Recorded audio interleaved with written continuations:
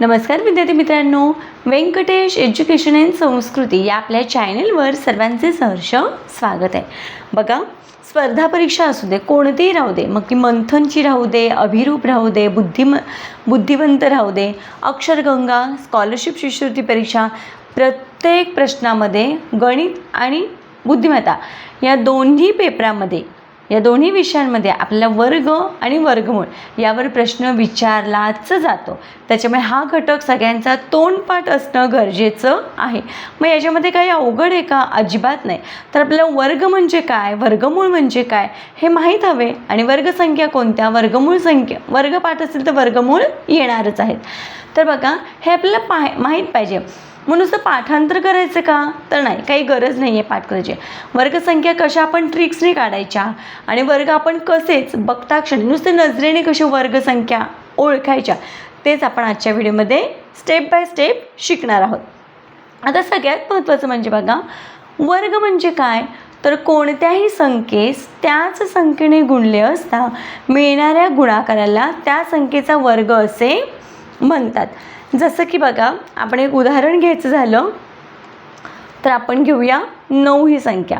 9 ही संख्या आहे, मग 9चा वर्ग म्हणजेच काय, तर बघा 9ला 9नेच गुणणे म्हणजे कोणत्याही संख्येला त्याच संख्येने गुणले असता येणारा गुणाकार. मग 9 9 81, मग 9चा वर्ग काय आहे, 81 आहे.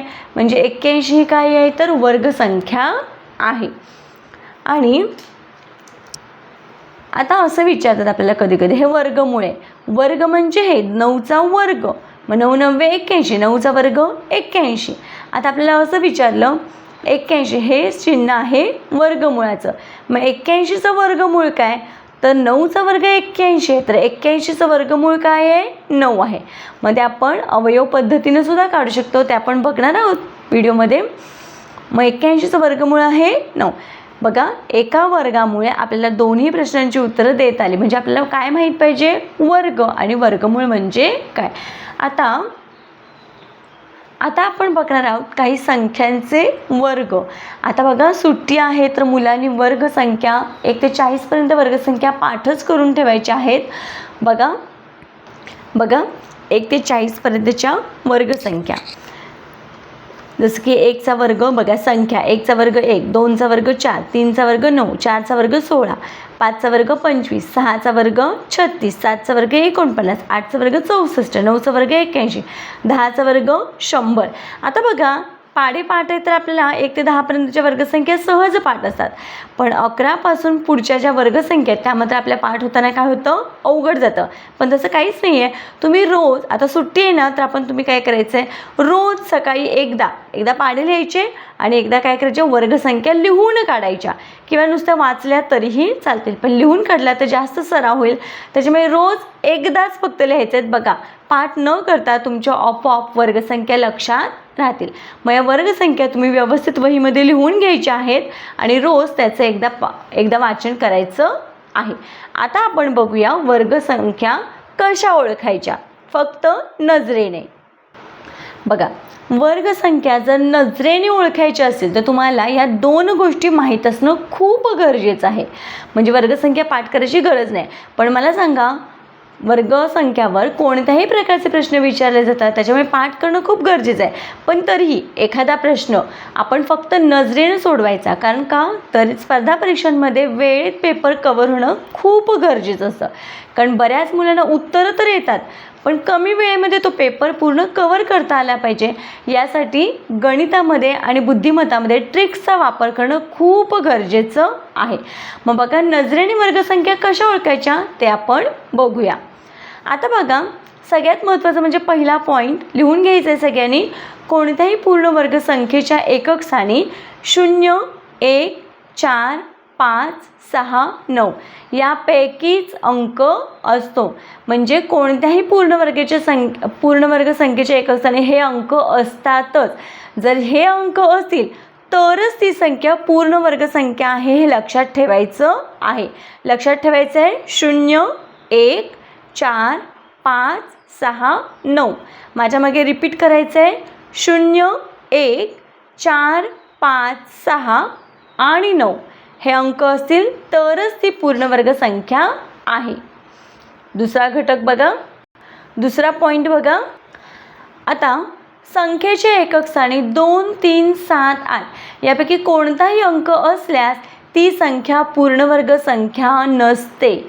मग बघा, याच्यामध्ये जे अंक आहेत ते सोडून जे उरलेले अंक आहेत ते जर संख्येचे एकक स्थानी असतील, एकक स्थानी सांगितलंय, तर ती संख्या पूर्णवर्ग संख्या असणार नाही. तुम्हाला गटात न बसणारा पर्याय जरी असेल तर त्याच्यामध्ये तुम्हाला ह्या ट्रिक्सने लगेच ओळखता येईल की ती वर्गसंख्या आहे की नाही. मग लक्षात ठेवायचं आहे 2, 3, 7, 8 हे अंक पूर्णवर्ग संख्येचे एकक स्थानी नसतात. मग आता याच्यावरचे प्रश्न बघूया. बघा, जसे की तुम्हाला आता हा प्रश्न दिला ओळखायला. आता 841, 1369, 327, 576. तर आता बघा काय सांगितलं आपण, 2, 3, 7, 8 हे पूर्णवर्ग संख्येचे एकक स्थानी नसतात. मग इथे 1 आहे, पूर्णवर्ग संख्येचे एकक स्थानी 1 असतो, म्हणजे 841 ही वर्गसंख्या आहे. मग 841 ही कुणाची पूर्णवर्ग संख्या आहे, तर 29चा वर्ग आहे 841.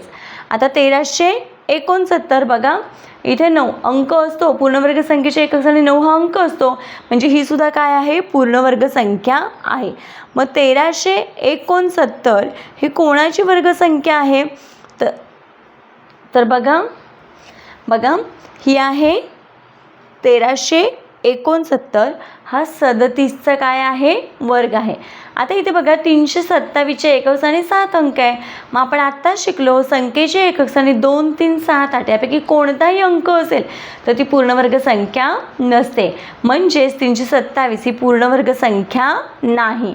आता 576, मग आपल्याला मिळते 576 ही 24चा वर्ग आहे. 576 हा काय आहे, 24चा वर्ग आहे.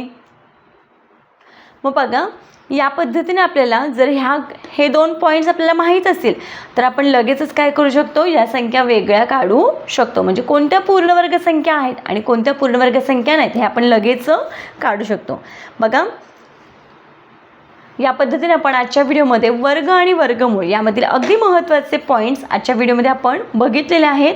आशा करते आपल्या सर्वांना हा व्हिडिओ आवडला असेल. व्हिडिओ आवडल्यास व्हिडिओला लाईक करा, आपल्या जास्तीत जास्त मित्रमैत्रिणींना शेअर करा, चॅनलवर नवीन असाल तर चॅनलला सबस्क्राईब करा. भेटूया पुढच्या व्हिडिओमध्ये नवीन घटकाचे. तोपर्यंत नमस्कार. थँक्यू.